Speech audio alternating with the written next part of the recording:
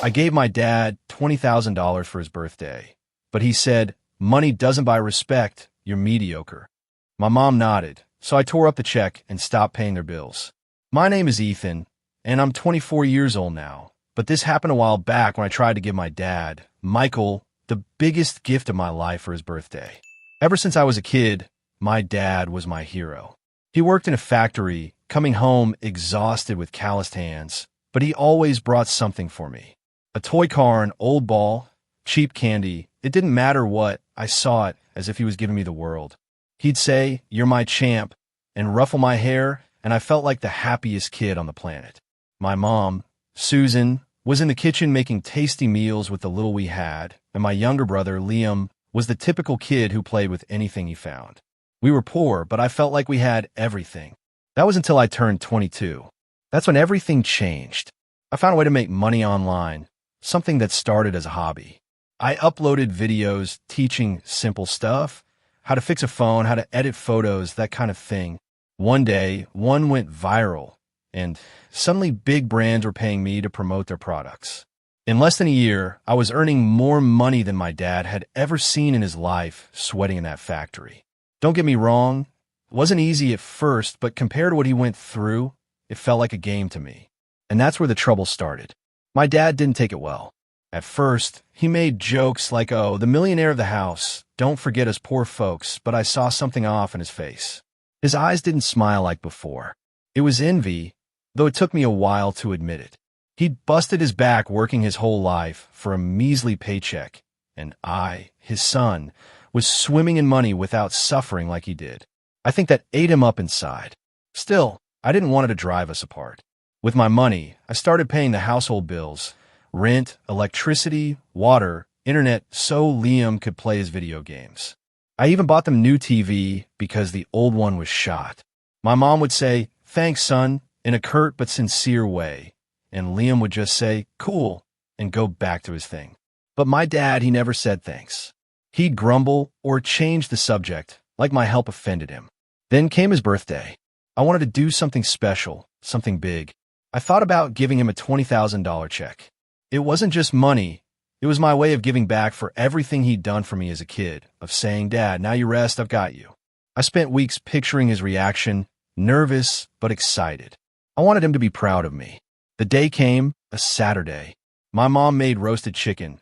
We put up cheap balloons and a banner that said, "Happy birthday, Michael." Liam was on the couch with his phone, and my dad was in his armchair with a beer. I waited until after the cake, then stood up, my heart racing. I pulled the envelope from my pocket and handed it to him. "Dad, this is for you," I said, trying to sound calm. "Happy birthday." He raised an eyebrow, opened the envelope, and saw the check. I was expecting a smile, a hug, something, but nothing. Just silence. My mom and Liam looked on from their spots, curious. Then my dad spoke, his voice ice cold. "What is this?" "It's a gift, Dad. $20,000. For you to do whatever you want, to quit the factory, I didn't get to finish." He let out a dry laugh, like it disgusted him, and tossed the check on the table like it was a dirty rag. "Money? This is what you give me," he said, raising his voice. "Money doesn't buy respect, you average Joe. You think your cash is going to impress me?" I froze. It felt like a punch to the gut. I wanted to say something, but no words came. I just stared, hoping it was a joke. But his eyes were full of contempt, a look I'd never seen from him. My mom crossed her arms and said, "He's right, Ethan. Money isn't everything. You should know that." And Liam, who hardly ever chimes in, snickered and added, "Yeah, bro, what a lame gift. Guess you don't know Dad." It felt like the world was crashing down. I'd planned this for weeks, thinking it'd be the best moment of our lives, and instead, they were crushing me. But the worst came next. Liam got up and gave my dad his gift, a cheap keychain with a little car, something he probably bought at a corner store for $2. My dad took it with both hands, smiled like it was gold, and said, "Thanks, son. You know how to give gifts, not like some people." That line broke me. I looked at my family, my dad with his keychain, my mom nodding, my brother grinning like he was better than me. Something inside me snapped. I grabbed the check off the table and stormed out of the house without a word. The outside air hit my face, but it didn't calm me down, and as I walked, I tore up the check crying. I was shaking with rage and pain. That night, I didn't sleep. So I decided that if they didn't want my money, they wouldn't get it. I'd stop paying their bills, stop helping them. If they despised what I did so much, they could figure it out on their own. The next day, I made a decision. For months, I'd been the one keeping the house afloat, paying for electricity, water, internet, everything. Even the new TV I bought was still in the living room, probably being used while they badmouthed me. So I said enough. If my money was so worthless to them, if they saw me as a show-off for trying to help, then I wasn't going to keep doing it. I canceled the automatic payments from my account and stopped sending them a dime. If they despised what I did, they could manage on their own. The first few days after that were weird. I felt free, like a weight had been lifted, but also hurt. Part of me hoped my dad would call, say, "Ethan, I messed up, let's talk." But it didn't happen. Not him, not my mom, not Liam reached out. The silence was the worst. It was like they didn't care that I was gone, or worse, like they were relieved. A week passed, and then the drama started. My mom texted me, "Ethan, the power got cut. What's going on with the payments?" I didn't reply. Then Liam messaged, "Yo, there's no internet. What did you do?" I still didn't respond. Finally, my dad called, but it wasn't to apologize. His voice was full of anger. "What's wrong with you? Think you can punish us because we didn't clap for your little gift? You're ungrateful." I hung up without a word. I wasn't going to let them make me feel guilty again. That's when I realized something that broke my heart. They were all jealous of me. It wasn't just my dad. My mom, with her curt thanks, and Liam, with his whatever attitude, also resented my success. My dad was the most obvious, of course. He'd spent his life working for scraps, and I, in a couple of years, had achieved more than he'd ever dreamed. But my mom and Liam, in their own way, saw me as a threat, like my success made them feel less. After that call, I shut myself off in my own world. I kept making my videos, earning more money, but I stopped talking about my family to my friends or on social media. It was like I'd erased them. Still, I couldn't help feeling alone. One night, while editing a video, I started thinking about how things used to be when my dad brought me those cheap toys and I looked at him like he was Superman. Where did it all go wrong? Was it my fault for making money so fast? Or was that envy always there, waiting to come out? A month after all that silence, my mom texted me. The message said, "Ethan, we need to talk. Things are tough here." I don't know what I expected, but something in me softened a bit. Maybe it was guilt for leaving them hanging, or maybe I miss my family as much as they tore me apart. I replied with a simple, "Okay." When I got to the house, I felt a knot in my stomach. It was weird being back after so long. I knocked and my mom, Susan, opened the door. She had dark circles under her eyes and messy hair, like she hadn't slept well in days. She let me in without saying much, just a curt "come in." The living room was the same as always, but it felt different. The birthday banner for my dad was gone, of course, but the TV I bought was still there, on with the volume low.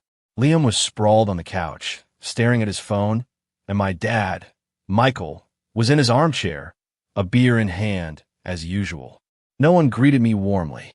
They just looked at me, and the air got heavy. I sat at the dining table, facing my mom, who stood with her arms crossed. I thought she'd say something soft, like "we missed you" or "sorry for what happened." But no. What she said floored me. "Ethan, this can't go on," she started, her tone more scolding than pleading. "We had no power for 3 days last week. The internet's been off for weeks. What are you trying to do? Sink us because of your pride." I stayed quiet, processing. Was she seriously blaming me after everything? Before I could respond, my dad let out a chuckle from his armchair and jumped in. Of course, the great Ethan, punishing us because we didn't give him a standing ovation for his check, he said, looking at me like I was a stranger. "What did you expect? That we'd thank you for rubbing your money in our faces?" That hurt. A lot. I tried to stay calm and replied, though my voice shook a bit. "I wasn't rubbing anything in, Dad. I wanted to help, to give you something good for once. Everything I did was because I wanted to support you guys." My mom shook her head, like she didn't believe me. Supporting isn't throwing money around and then taking it away because you don't like how we reacted. That's selfish, Ethan. That's when Liam looked up from his phone and threw in his 2 cents, as always, with that annoying smirk. "Plus, bro, if you're doing so well, why not keep paying for stuff? It's nothing to you, right? He said, shrugging. But nah, you'd rather see us struggle. I looked at them one by one. My dad with his beer and his contempt, my mom with her judge-like face, my brother with his I don't care attitude. It was like the birthday all over again, but worse. They were attacking me, making me feel like the bad guy for not being their ATM anymore.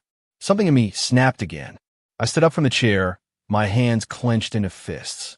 If my money bothers you so much, then you don't need it, right? I said, staring straight into my dad's eyes. I'm done with you treating me like garbage for trying to help. My dad stood up too, and for a second I thought he'd come closer, but he just pointed at the door. Then get out, he growled. We don't need to show off like you here. I always knew you'd think you're better than us. My mom didn't say anything, just looked down. Liam let out another chuckle and went back to his phone. And me, I couldn't take it anymore. I turned and walked out, slamming the door so hard the neighbors probably heard it. As I walked to my car, I felt tears burning my eyes, but I didn't let them fall. Not this time. That night, I promised myself I wouldn't let them walk all over me anymore. I tried to help, to give them everything I could, and all I got was contempt. It was over. A week passed since that day. I went on with my life, uploading videos, working on my projects, trying not to think about them. But then my phone rang. It was my dad, Michael.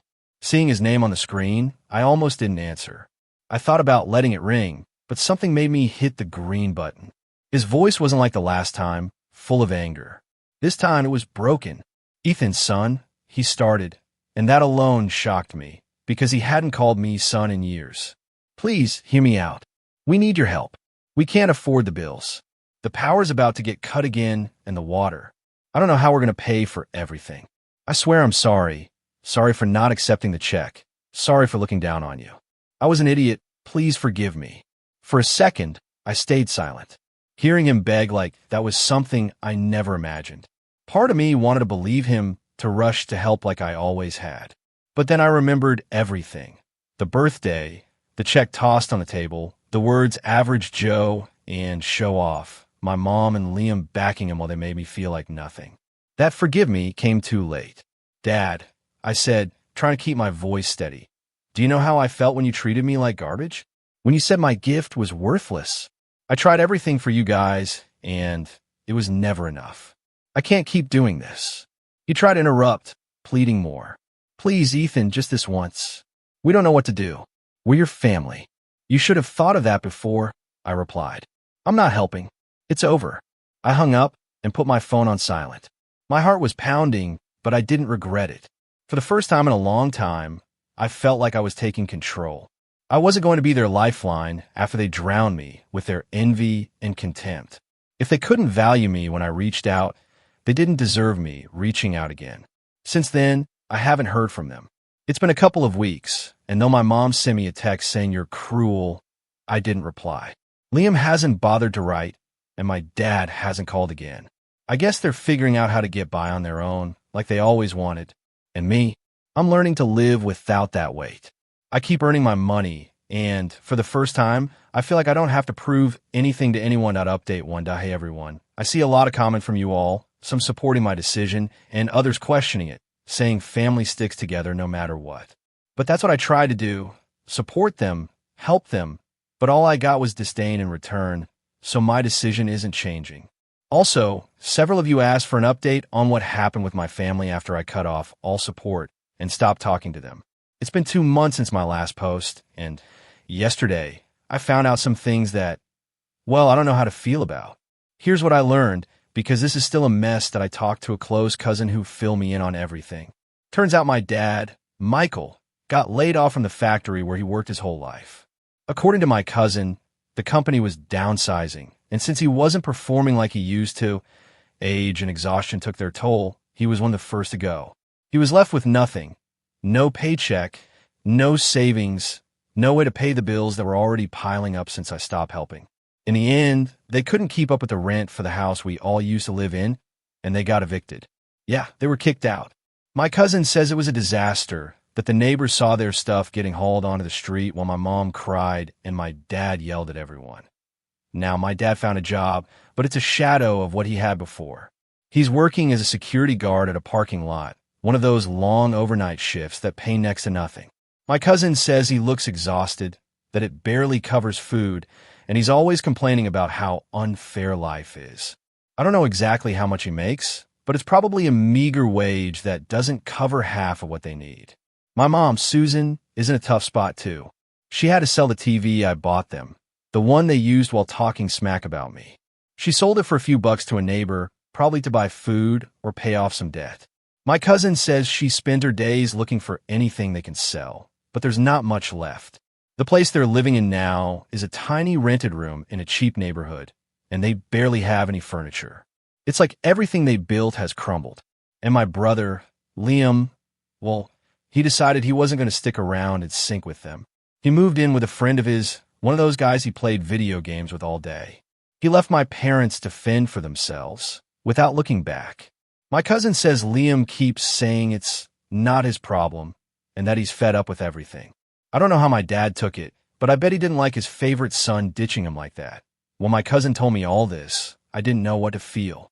Part of me felt bad, like I could have prevented this if I kept helping. But then I think about how they treated me, the contempt, the times they made me feel like nothing, and it passes. They chose this. My dad could have accepted my help, could have valued what I tried to do, but he chose his pride. My mom and Liam backed him, and now they're paying the price. Meanwhile, I'm moving on with my life. I've just signed a deal with a big brand that's going to pay me more than I made last year. I'm saving up to move into a better apartment, and for the first time, I feel like I'm building something for myself, not to please anyone else. Sometimes I look at my phone and think about texting them, but then I remember their words, and the urge goes away. That's it, Reddit. I think my family and I are officially on different paths. I don't know if they'll ever try to reach out again, but for now, I'm okay with this. What do you think? Did I do the right thing by standing my ground, or should I have given in at some point? Thanks for reading again. It really helps to put this into words. Subscribe for more daily stories.